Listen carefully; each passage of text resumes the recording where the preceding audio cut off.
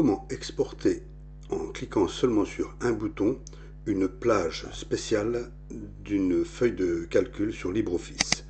Alors, j'ai préparé une feuille de calcul qui se présente sous la forme d'une facture, par exemple, celle-ci, mais je ne veux exporter en PDF que cette zone qui va de B1 à F23.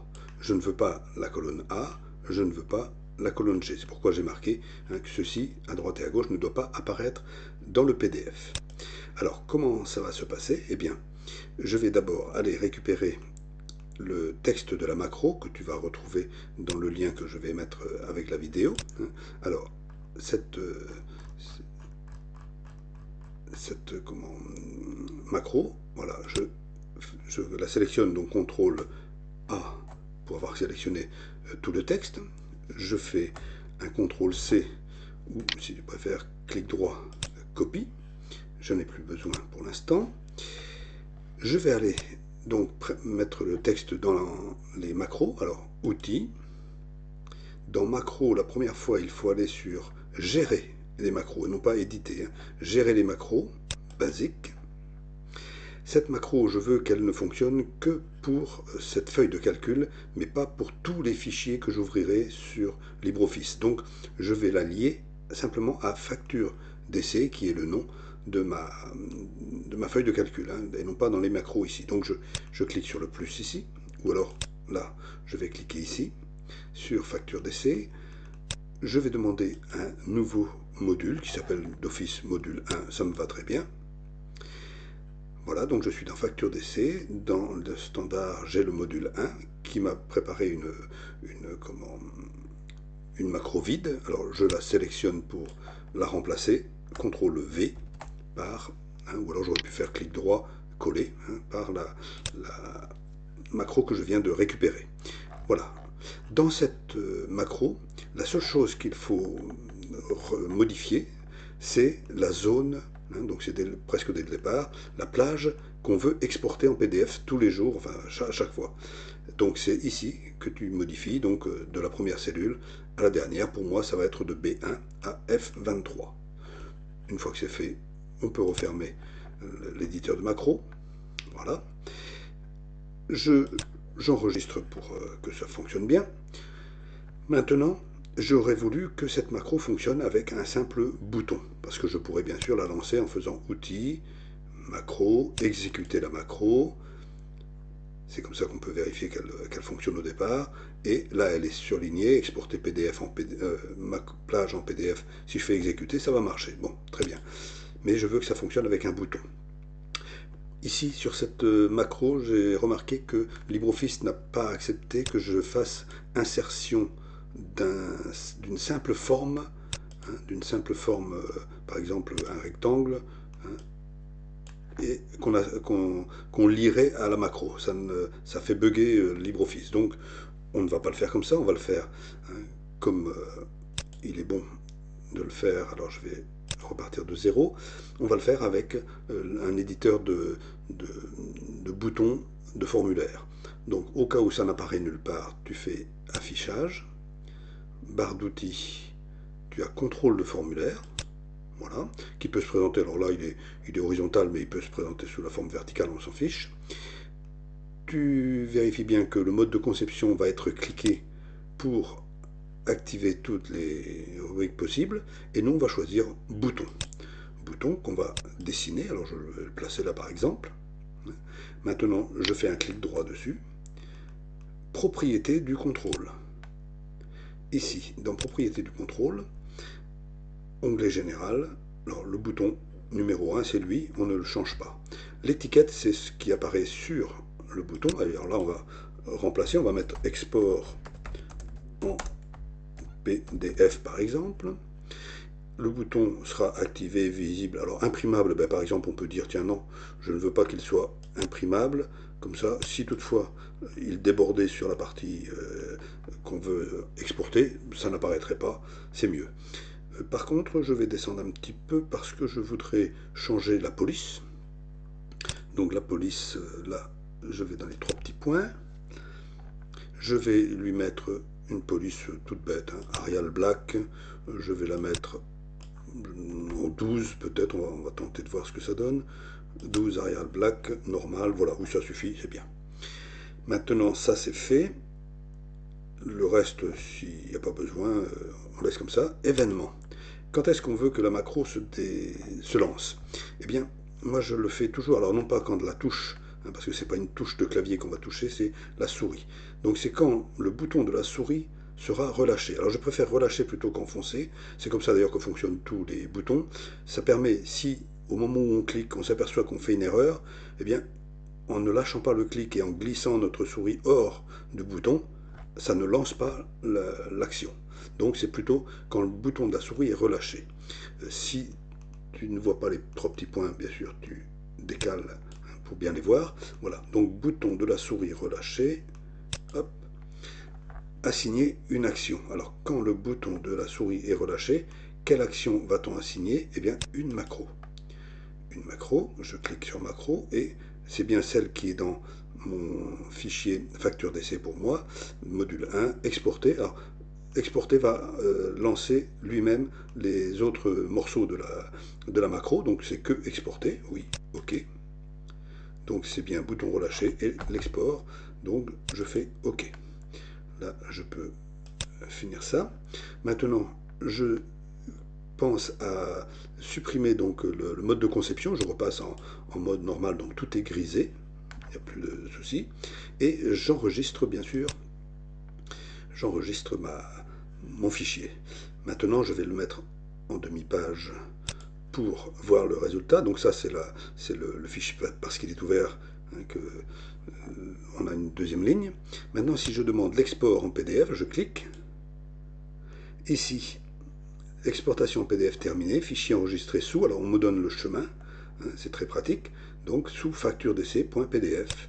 Hein, donc je clique sur OK, et effectivement, là où j'avais mon fichier de départ, j'ai aussi le fichier de PDF, facture d'essai, hein, donc sous le même nom, mais avec l'extension PDF. Si je clique dessus, je l'ouvre,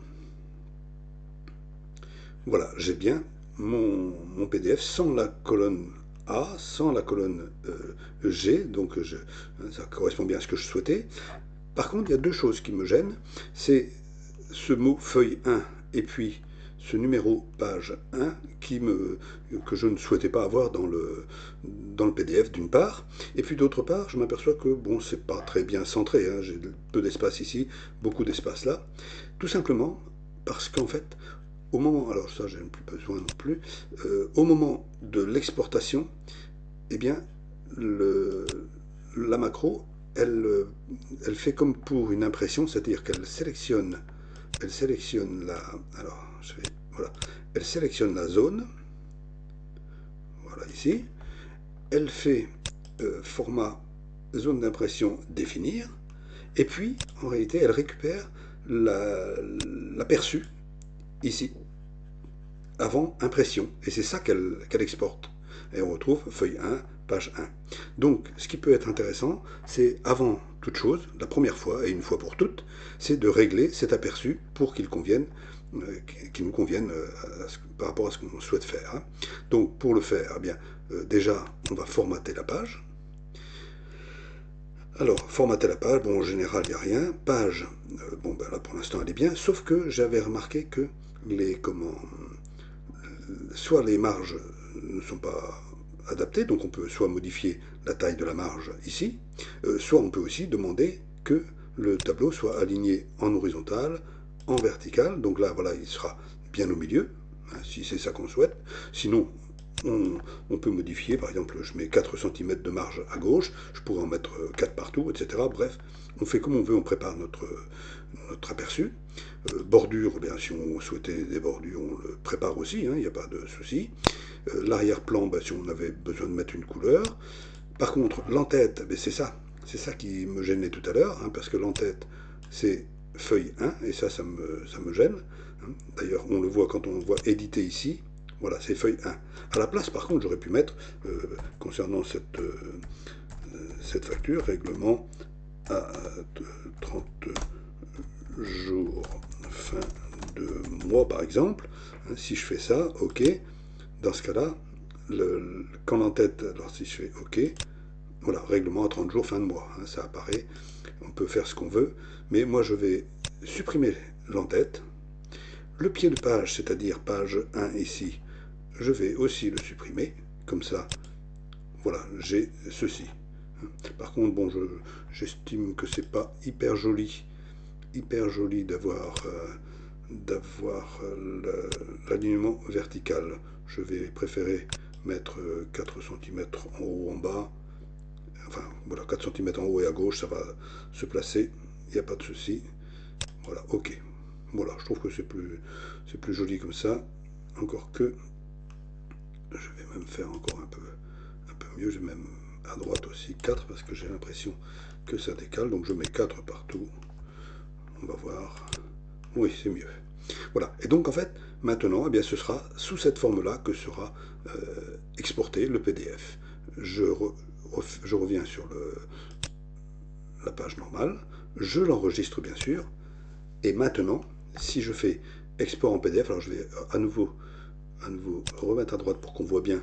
Donc celui-là, par contre, celui-là, je le supprime parce que quand on renvoie, comme c'est le même nom, il va écraser ce fichier. Alors si tu dois faire des modifications et à nouveau exporter, pense à changer parce qu'il ne va pas mettre numéro 1, numéro 2, numéro 3. C'est à toi de le faire. Donc là, je vais le supprimer. Voilà. Je fais export en PDF. Donc toujours pareil, il me met où c'est arrivé. C'est arrivé ici. Et maintenant, si je l'ouvre, je vais m'apercevoir que voilà, je n'ai plus feuille 1, page 1, et mon PDF, voilà, est bien centré. Il n'y a pas de souci. Voilà. Donc, je pense, je vais l'enregistrer. Je pense que on a fait le tour. Maintenant, je vais te montrer comment j'ai récupéré cette macro avec une intelligence artificielle. Ça peut t'intéresser pour éventuellement faire toi-même des recherches. Un petit détail, si tu juges que le PDF est trop lourd, tu peux faire un clic droit, demander à le compresser vers. Alors, celui qui me paraît le plus efficace chez moi, c'est le fichier 7zip. 7zip qui produit un fichier, enfin un dossier compressé de ici, là, est moitié moins lourd. C'est pas toujours le cas, mais voilà. Si tu n'as pas 7zip, tu le télécharges et tu l'installes voilà, dans tes programmes 7zip. 7zip. Voilà, et c'est très pratique. Ça peut te permettre voilà, d'alléger tes PDF après coup. Et à l'installation de 7zip, soit il va d'office se mettre dans le menu des compressions, soit il va te demander l'autorisation de se mettre dans ce menu du clic droit. À toi de voir. Alors maintenant pour ton information personnelle, voilà comment j'ai récupéré le code puisque je ne suis pas développeur.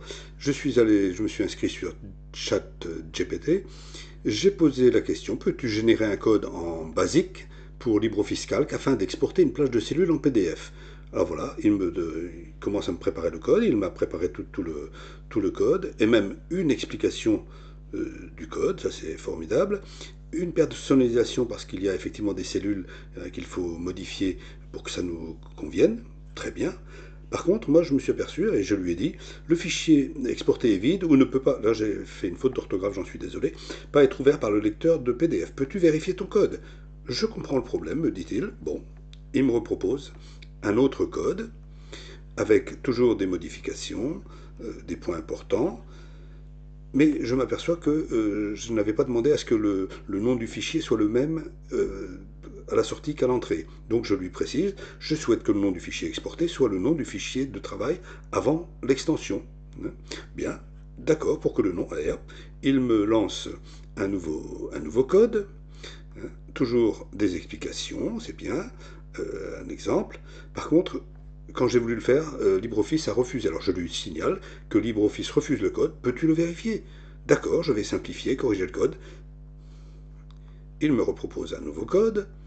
explication, des vérifications à faire, mais quand je le lance, moi, ça me donne une erreur, donc je lui signale, erreur à la ligne 51 pour telle rubrique, LibreOffice déclare, l'argument n'est pas facultatif.